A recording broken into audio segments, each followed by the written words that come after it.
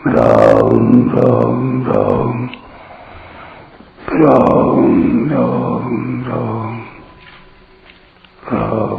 राम राम नारायण नारायण। इसके विपरीत निर्गुण उपासना में उपास्य तत्व के निर्गुण निराकार होने से साधक के मन इंद्रियों के लिए कोई आधार नहीं रहता।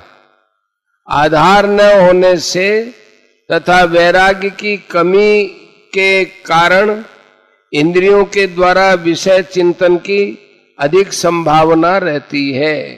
इसके विपरीत निर्गुण उपासना की कठिनता, देह में जितनी अधिक आसक्ति होती है साधन में उतना ही अधिक क्लेश मालूम देता है। निर्गुणोपासक उसे विवेक के द्वारा हटाने की चेष्टा करता है। विवेक का आश्रय लेकर साधन करते हुए वह अपने ही साधन बल को महत्व देता है। बंदरी का छोटा बच्चा जैसे अपने बल पर निर्भर होने से अपनी मां को पकड़े रहता है और अपनी पकड़ से भी अपनी रक्षा मानता है, ऐसे ही यह साधक अपने साधन के बल पर अपनी उन्नति मानता है। 18 का 51 से 53। इसलिए रामचरितमानस में भगवान ने इसको अपने समझदार पुत्र की उपमा दी है। मोरे प्रौढ़ तनय समज्ञानी बालक सुत समदास अमानी। इधर निर्गुण उपासना की कठिनता। ज्ञानियों के द्वारा लक्ष्य प्राप्ति के प्रसंग में चौथे अध्याय के 39वें श्लोक में अचिरेण पद तत्व ज्ञान के अनंतर शांति की प्राप्ति के लिए आया है, न कि तत्व ज्ञान की प्राप्ति के लिए। इसके विपरीत निर्गुण उपासना की कठिनता यह है कि निर्गुण उपासक तत्व की प्राप्ति स्वयं करते हैं। 13वें अध्याय का 34वां श्लोक। इसके विपरीत निर्गुण उपासना की कठिनता यह है कि ये अपना उद्धार स्वयं करते हैं। 5वें का 24वां। जबकि निर्गुण निराकार की कठिनता यह है कि उन उपासकों में यदि कोई कमी रह जाए तो उस कमी का अनुभव उनको विलंब से होता है और कमी को ठीक ठीक पहचानने में भी कठिनता होती है। हाँ, कमी को ठीक ठीक पहचान लेने पर ये भी उसे दूर कर सकते हैं। जबकि निर्गुण उपासकों की 7वीं कठिनाई यह है, चौथे अध्याय के 34वें और 13वें अध्याय के 7वें श्लोक में भगवान ने ज्ञान योगियों को ज्ञान प्राप्ति के लिए गुरु की उपासना की आज्ञा दी है। अतः निर्गुण उपासना में गुरु की आवश्यकता भी है, किंतु गुरु की पूर्णता का निश्चित पता न होने पर अथवा गुरु के पूर्ण न होने पर स्थिर श्रद्धा होने में कठिनाई आती है तथा साधन की सफलता में भी विलंब की संभावना रहती है। इसके विपरीत निर्गुण उपासकों की 8वीं कठिनता यह है कि ऐसे उपासक उपास्य तत्व को निर्गुण निराकार और उदासीन मानते हैं, अतः उन्हें भगवान की कृपा का वैसा अनुभव नहीं होता।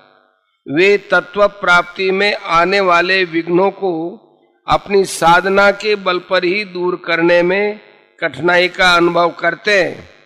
फलस्वरूप तत्व की प्राप्ति में भी उन्हें विलंब हो सकता है। गुण उपासक की कठिनता में बोल रहे हैं।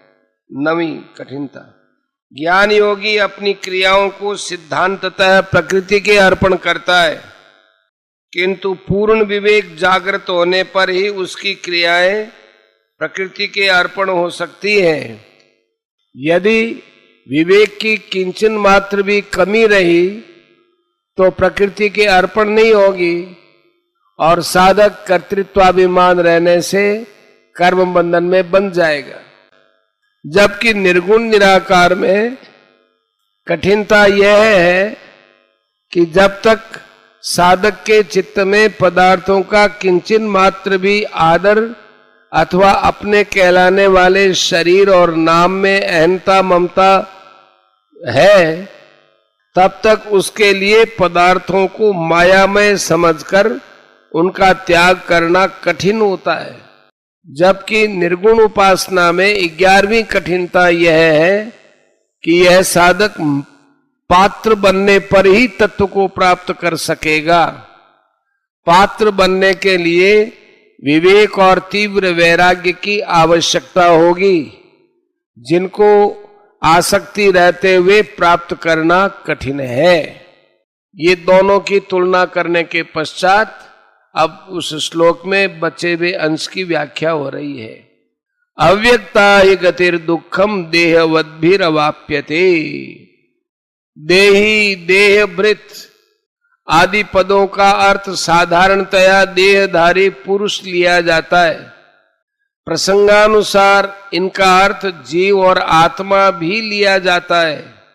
यहां देहवद्भि पद का अर्थ देहाभिमानी मनुष्य लेना चाहिए, क्योंकि निर्गुण उपासकों के लिए इसी श्लोक के पूर्वार्ध में अव्यक्तासक्त चेतसाम पद आया है, जिससे यह प्रतीत होता है कि वे निर्गुण उपासना को श्रेष्ठ तो मानते हैं, पर उनका चित्त देहाभिमान के कारण निर्गुण तत्व में आविष्ट नहीं हुआ है।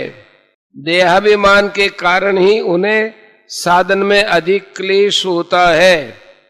निर्गुण उपासना में देहाभिमान ही मुख्य बाधा है। कहा भी है कि देहाभिमानिनी सर्वे दोषाः प्रादुर्भवन्ति।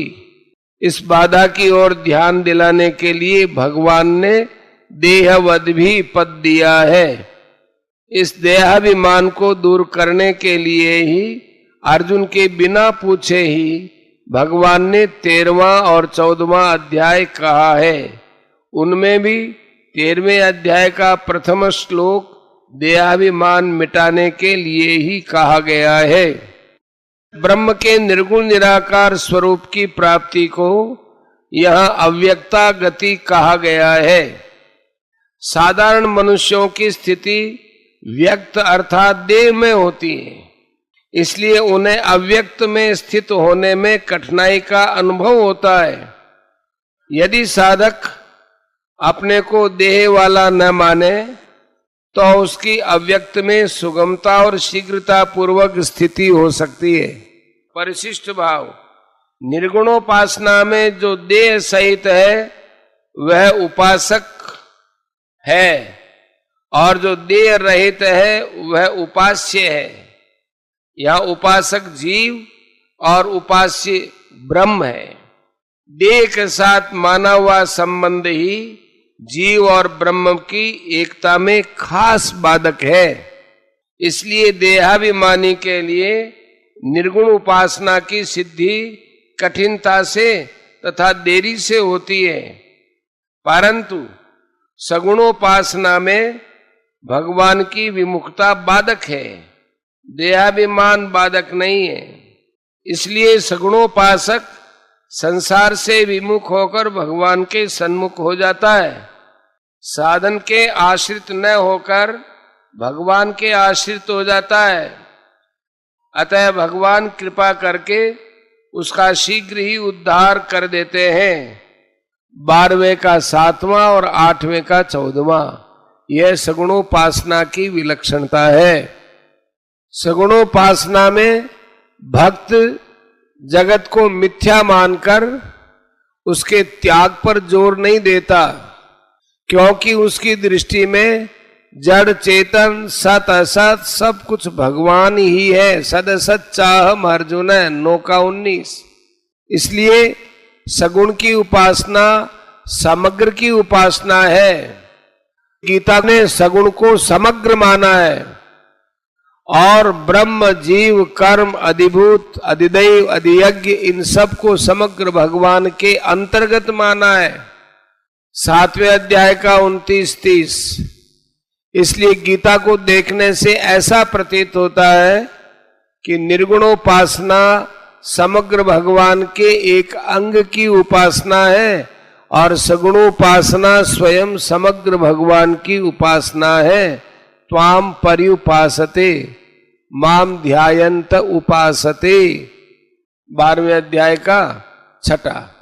जो समग्र भगवान के एक अंग की उपासना करता है उसको भी अंत में समग्र की प्राप्ति होती है। ते प्राप्नुवन्ति मामेव, 12 का 4। ततो माम तत्वतो ज्ञात्वा विशते तदनंतरम, 18 का 55। अतः जिसको निर्गुण अच्छा लगता है वो निर्गुण की उपासना करे, पर उसको निर्गुण का आग्रह रखकर सगुण का तिरस्कार नहीं करना चाहिए। सगुण का तिरस्कार, निंदा, खंडन करना निर्गुणोपासक के लिए बहुत घातक है, अर्थात उसकी साधना के सिद्ध होने में बहुत बाधा होगी। कारण कि अपरा प्रकृति भगवान की है, अतः उसकी निंदा करने से वे भगवान की निंदा होती है।